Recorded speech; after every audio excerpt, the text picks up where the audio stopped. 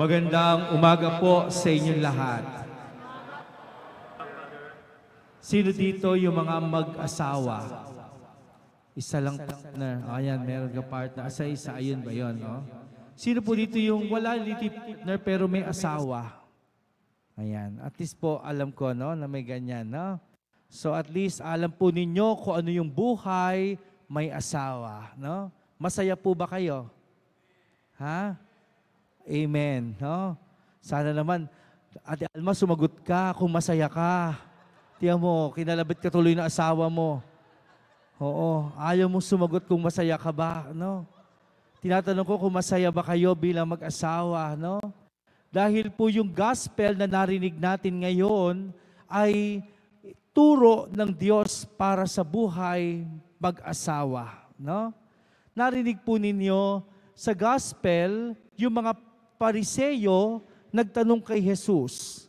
Gusto nilang tanongin si Jesus. Sabi niya, may maaari bang gumawa ng kasulatan na maaaring hiwalayan ng lalaki yung kanyang asawa? No?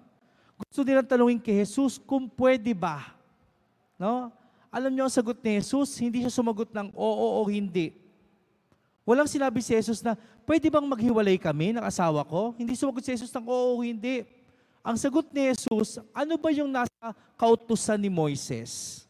Alam naman po natin, si Moises ang may hawak na mga batas. No? At sinasabi ni Jesus, ano ba yung kautusan? At sagot ng mga Pariseyo, ang sabi sa amin ni Moises, basta mayroong kayong ginawang kasulatan ng pag-aasawa, na paghihiwalay bilang mag-asawa, pwede. Alam niyo kung anong sagot ni Jesus? Ang sagot ni Jesus, dahil sa katigasan ng inyong puso. No? Imagine, ano? Pag tinignan po ninyo yung first part ng gospel, masyadong malaman yon. No? Yung mga Pariseo nagtatanong, pwede ba kami maghiwalay? Sabi ni Jesus, ano ba ang utos ni Moises? Pwede daw, basta may kasulatan. Sagot ni Jesus, dahil yan sa katigasan ng inyong puso. Natin sa panahon natin ngayon, isipin po ninyo, bakit nagkakaroon ng paghihiwalay ang mag-asawa? Bakit naghihiwalay ang mag-asawa ngayon? Ngayon, pag binasin po ninyo, may bill of divorce pa. No? Bakit isinusulong ang bill of divorce? Eh sa Pilipinas, wala po tayong bill of divorce. No? Dalawa na lang tayong walang bill of divorce. Ang Vatican at Philippines. Imagine, ano? Lahat meron na. Pero bakit isinusulong sa Pilipinas yung bill of divorce? Ang sagot lang ng Diyos, dahil sa katigasan ng inyong puso. No? Matigas na ang ulo ng tao, matigas na ang puso ng tao. Bakit? Kasi yung pag-aasawa na pinili nila para sila'y magmahalan habang buhay, sabi nila, ayoko na, pagod na ako. Hiwalay na kami, hindi ko na siya mahal. No? O kaya naman, mag-asawa pa, naghahanap na ng iba pang kapalit. No? Kaya nagagawa ng tao yan dahil sa katigasan ng puso. No? Kaya mag-isipin po ninyo, bakit ang mga tao gusto makipaghiwalay sa asawa nila? Hindi ho namin talaga ma-recognize, ma-reconcile at ma-realize yan. Nung nagpapakasal, pag tinanong mo sa interview, bakit gusto nyo mag-asawa? Kasi Father, mahal na mahal ko siya. No? Pag nag-i-interview kami, ano ang nagustuhan mo? Bakit gusto mo siyang mapakasawa? Kasi Father, family-oriented siya. Kasi Father, maalagain siya. Kasi Father, siya lang yung nakakaintindi sa akin. No? Ganyan yung mga dahilan. At pag tinanong mo, pag ako nag-i-interview sa kasal, gaano katagal na kayo magkaibigan? Gaano katagal kayo magka-relationship bilang boyfriend at girlfriend? Tapos bakit nagpaplano na kayo magpakasal ngayon? Minsan may ni-interview po ako, no? 11 years, boyfriend, girlfriend. 10 years, boyfriend, girlfriend. 1 year, boyfriend, girlfriend. Iba-iba lang taon. Pero ang tanong ko gano'n, bakit nyo na-desisyonan ngayon na mag-aasawa na kayo? Gusto nyo nang magpakasal? Yan ba ay bunga ng pagmamahal? Sasagot sila, yes, Father. Tapos nung ikinakasal mo na, no, sabi mo, susuotan mo ng singsing. Sasabihin mo, ikay pakamamahalin ko sa hirap at ginhawa, sa karamdaman at kalusugan.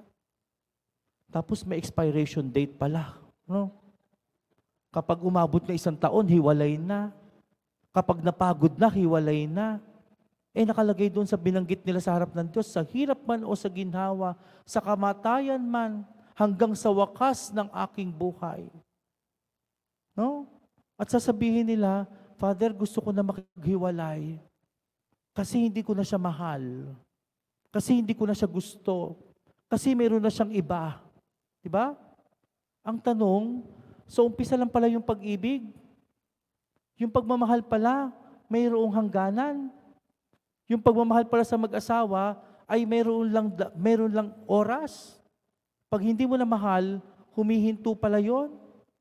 Kaya alam niyo po, sabi ko sa ikinakasal ko, kapag ngayon ang level ng inyong pagmamahalan ay 10, hindi pa pwede maging 9 pag mag-asawa na kayo. Pag umabot kayo ng silver anniversary nyo, nasa 7 na lang. No, hindi pwedeng ganun yung level ng pagmamahal. Kailangan yung pagmamahal ninyo, kung hindi nyo mamimaintain sa 10, gawin yung 11, 12, 13, hanggang umabot ng 100%. Pero never bababa yung pag-ibig. Bakit? Kasi yung pag-ibig na ipinapadama nyo sa isa't isa ay pag-ibig na nagmumula sa Diyos. Hindi yan pag-ibig dahil madiskarte kayo. Bibigyan ko ng bulaklak kasi mahal ko. Wow, sasabihin ng asawa, ang sweet. Hindi yan dahil sa ganon. Hindi yan dahil sa diskarte o sa paano mo ipakita yung pagmamahal mo. Kung hindi dahil sa pag-ibig ng Diyos. Kaya nga diba sinasabi sa atin, ang sentro ng pagmamahal ay dapat ang Diyos. Para yung pag-ibig ng Diyos ang ipinapadama ninyo sa isa't isa. Hindi dahil sa may pag-ibig ako, ipapakita ko sa asawa ko. Hindi. Yung pag-ibig na yan, Diyos ang nagpadama sa iyo, kaya marunong kang magpadama ng pag-ibig sa kapwa. Kaya lang ano nangyayari? Akala natin yung pagmamahal atin lang. Hindi. Galing sa Diyos yan. Kaya nga ano sabi ng Panginoon doon sa gospel, ang pinagsama ng Diyos ay hindi maaaring paghiwalayin ng tao. Kasi ang nagsama sa inyo ay Diyos. At alam niyo yung pinagsama sa inyo ng Diyos, yung pag-ibig niya. Yun yung dahilan kung bakit kayo nagkasama. Kasi mismo yung pag-ibig ng Diyos, itinali kayong dalawa sa pamamagitan ng pag-ibig ng Diyos. Kaya hindi pa pwede kayong paghiwalayin kasi Diyos ang nagbuklod sa inyo. Kaya malinaw dapat sa atin na bilang mag-asawa, pag humarap tayo sa Panginoon at sinabi natin, magpapakasal tayo, yes, yes, yes. Kapag nag-yes na kayo sa Diyos, ang Diyos na ang gumawa ng paraan para kayo ay magkaisa. Wala nang iba.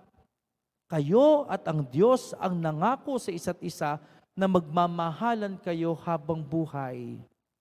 Kaya nga pag pinuntahan po ninyo yung first reading, di ba narinig niyo po yung first reading ngayon about Book of Genesis, the book of creation. Di ba? Nung una, si Adan lang yung nilikha. Nung makita ng Diyos, malungkot yung lalaki. Walang kasamang babae. Kaya nung ginawa ng Diyos, nung nakatulog si Adan, kumuha ng isang tadyang at ginawang babae. At nung nakagawa ng babae, pinagsama si Adan at si Eva. Kasi alam ng Diyos, magiging masaya kapag yung lalaki at babae ay nagsama at naging isa. Kaya malinaw sa Panginoon na from the beginning, no? Tanda po ninyo, from the beginning, simula pa sa simula nung nikain ng tao, ang tao ay pinagsama na ng Diyos. Di ba? Malinaw yun sa Biblia. Anong ginagawa natin ngayon? From the beginning, pinagsama ng Diyos. Ngayong 2024, pinaghihiwalay ng tao. No? Ang tao ang gumagawa ng paraan para maghiwalay. Kaya pag tinanong natin ng Diyos ngayon, Lord, maaari bang hiwalayan ng lalaki yung kanyang asawa o yung babae yung kanyang asawa? Pag sumagot ang Panginoon, sasabihin lang niya, from the beginning, sa pasimula pa, ito na yung turo ko sa inyo. Kaya kahit tumanda ka ngayon, yan pa din ang turo ng Diyos. Hindi magbabago ang turo ng Panginoon na kailangan ang mag-asawa na pinag-isa ng Diyos ay magsasama habang buhay. Kaya po malinaw po iyon sa atin. Kaya alam niyo po, pag kayo ay mag-asawa ngayon, ilang taon na kayo, Ate Alma? 25. Wow, silver na pala sila. Silver anniversary. Nangangarap sa Ate Alma ng 50 years. No? Diba? Isipin po ninyo, 25 years. Hindi madali yung 25 years. Parang roller coaster ang pag-aasawa, no? Minsan mayroong gusot, minsan may masaya, babalik ulit sa gusot. Pero bakit tumatagal? Kasi alam nyo sa inyong sarili, nangako kayo sa Diyos na kayo magmamahalan habang buhay. Sa hirap man o sa ginhawa. No? Sana nga lang kung pwedeng sabihin, ikaw'y mamahalin ko sa ginhawa lang, hindi sa hirap. Wala namang ganun. No? Kaya kahit dumaan sa pagsubok, kayo pa din yung mag-asawa. Hindi po pwedeng paghiwalayin.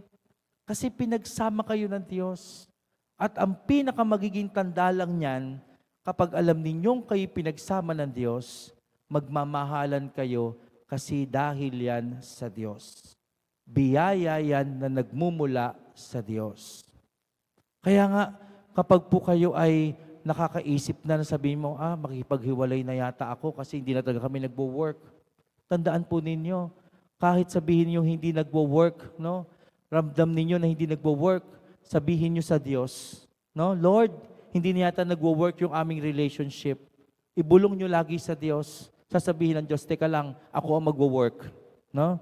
Kung hindi kayo mag-work na dalawa, ako ang magwo-work dyan. No? Kasi gagawa ng paraan ng Diyos. Dahil Diyos ang nagsama sa inyo, imposibleng hindi tatrabahuhin ng Diyos yan. Kapag pinagsama kayo ng Diyos, gagawa ng paraan ng Diyos para magtrabaho kayo at maging maayos yan. Pero ano ba nangyayari?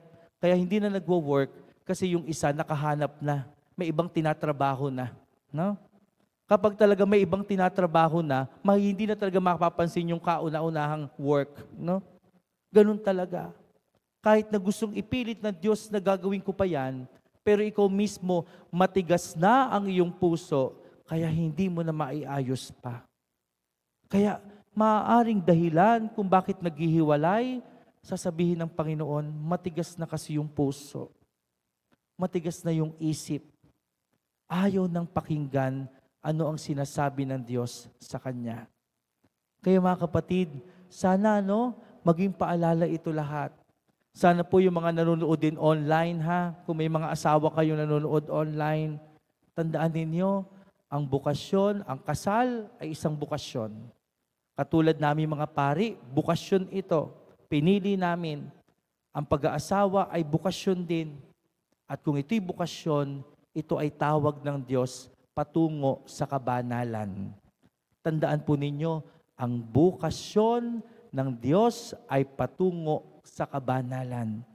Kaya kapag may asawa ka, dadalhin ka niyan sa kabanalan.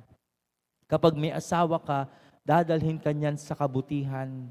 Hindi ka dapat dinadala niyan sa kasalanan. At hindi yan ang bukasyon ng tawag ng Diyos para sa inyo. Amen.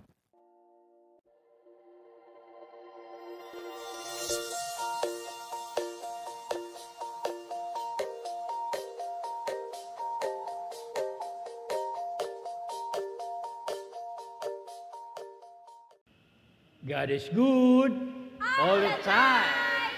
Thank you for joining us today. View our past broadcasts on our Facebook page, St. Peter Community, and subscribe our YouTube channel.